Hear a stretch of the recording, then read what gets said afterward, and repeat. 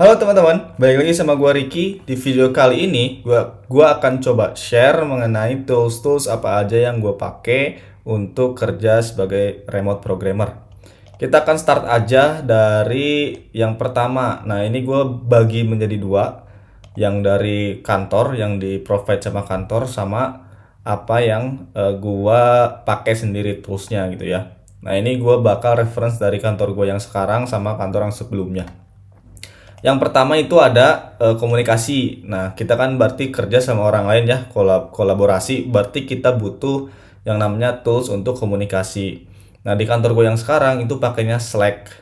Sementara kantor yang sebelumnya itu pakai Google Chat gitu ya. Jadi sama-sama satu buah platform untuk berkomunikasi secara real time gitu. Nah, ini tuh kalau kantor yang sekarang pakainya Slack, websitenya di sini, terus yang pakai juga banyak banget. Sama kayak Google Chat yang pakai juga banyak banget gitu ya.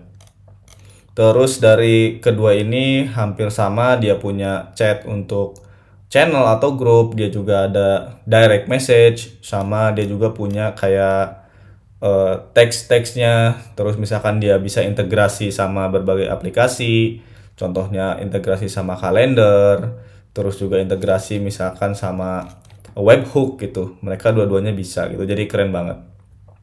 Nah, terus ini untuk yang instant message gitu ya. Kalau misalkan buat yang formal atau misalkan butuh data yang detail yang bisa jadi tracker gitu ya, biasanya pakai email gitu. Nah, terus lanjut ke yang kedua, project management. Nah, project management ini sama di kantor yang sekarang sama sebelumnya itu pakainya Jira gitu ya. Jadi di Jira ini nanti teman-teman bisa yang kantor yang menggunakan agile method gitu ya. Ada yang namanya sprint. Nah, biasanya tuh di setupnya pakai Jira. Sprint itu biasanya dia ada cycle 2 minggu ya, per 2 minggu itu ada sprint planning, terus ada grooming, dan banyak lagi gitu. Jadi di manage-nya pakai si Jira ini. Supaya apa? Supaya progresnya itu ke track gitu ya. Jadi di sini juga dia jelasin plan and organize task gitu.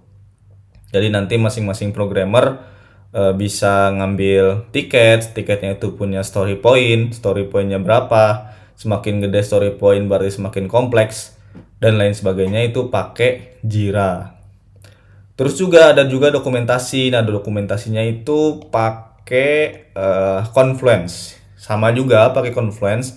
Jadi Jira sama Confluence itu dari platform yang sama, namanya itu Atlassian.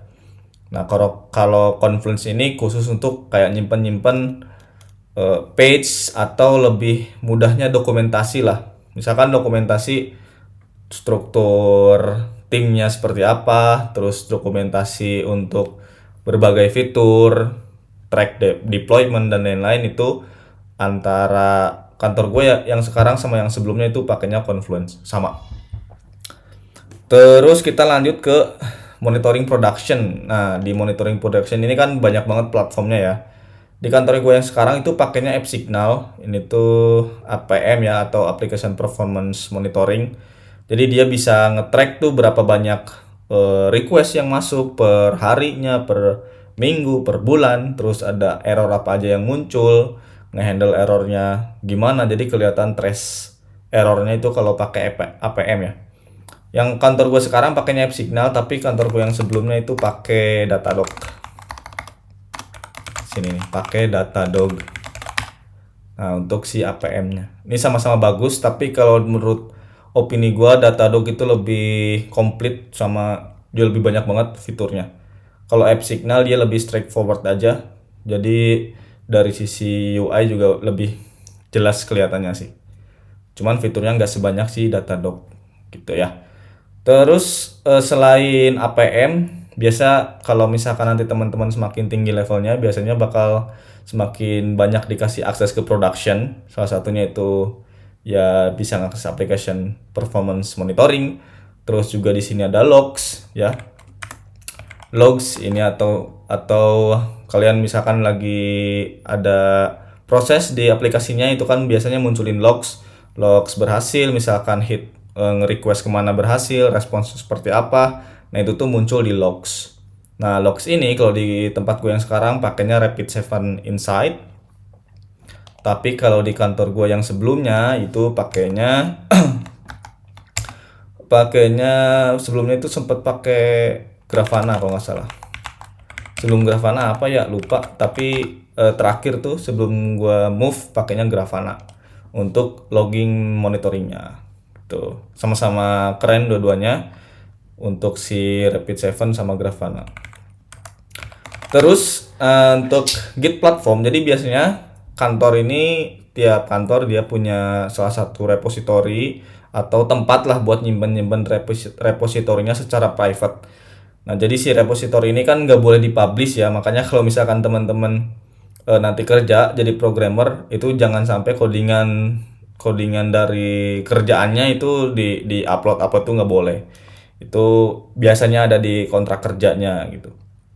Nah, untuk kantor gue yang sekarang itu pakainya GitHub, tapi kantor sebelumnya pakainya Bitbucket. Nah, gini ya. Jadi ada GitHub, ada Bitbucket, ada lagi GitLab, banyak ya. Jadi gimana perusahaannya masing-masing. Nah, untuk yang kantor kayaknya itu aja.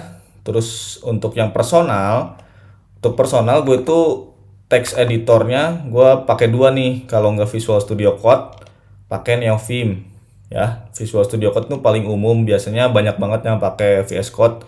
Di kantor gue yang dulu sama yang sekarang juga banyak pakai VS Code. Tapi kalau di yang sekarang itu banyak juga yang pakai Neovim atau Vim. Jadi pada senang pakai Neovim ya atau Vimotion gitu. Nah, kalau gue pakainya Lazy Vim di sini. Jadi Lazy Vim itu salah satu kayak distro-nya Neovim lah.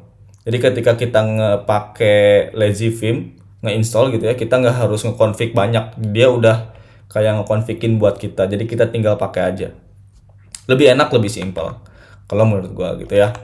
Nextnya biasanya kita akan ngomongin database client. Kalau kita ngoding biasanya kan di lokal kita bisa ngeliat database. Nah, biasanya gue pakai apa namanya ya, MySQL di Beaver apa ya lupa. Pokoknya ada database client gitu. Cuman di kantor sekarang gue nggak pakai karena gue lebih seringnya pakai terminal aja. Atau di sini pakai CLI ya. Pakai CLI aja terminal gitu. Tinggal masuk ke si Postgres-nya, tinggal pakai PSQL aja gitu. Nggak pakai database client.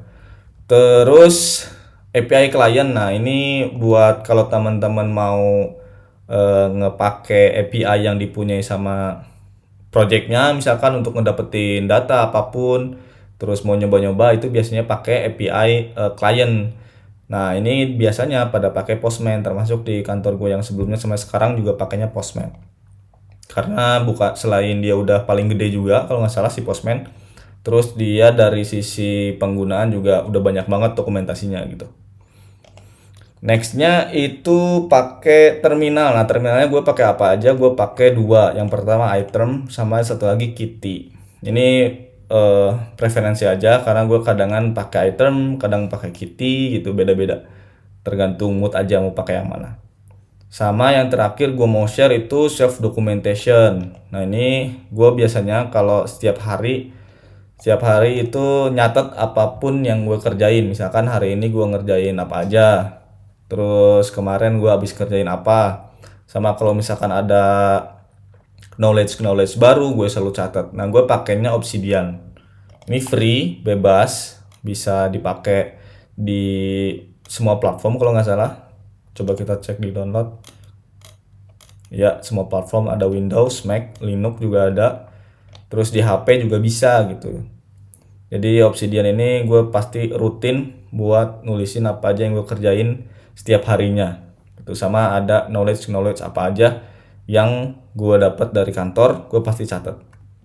Gitu ya. Karena bakal enak banget kalau misalkan suatu saat ketemu case yang serupa, itu kita tinggal baca dokumentasi yang udah pernah kita bikin aja gitu, beres. Oke, kayaknya segitu dulu buat sharing mengenai tools apa aja yang gue pakai. Buat teman-teman yang mau nambahin atau mau share pakai tools apa aja, boleh langsung aja di kolom komentar.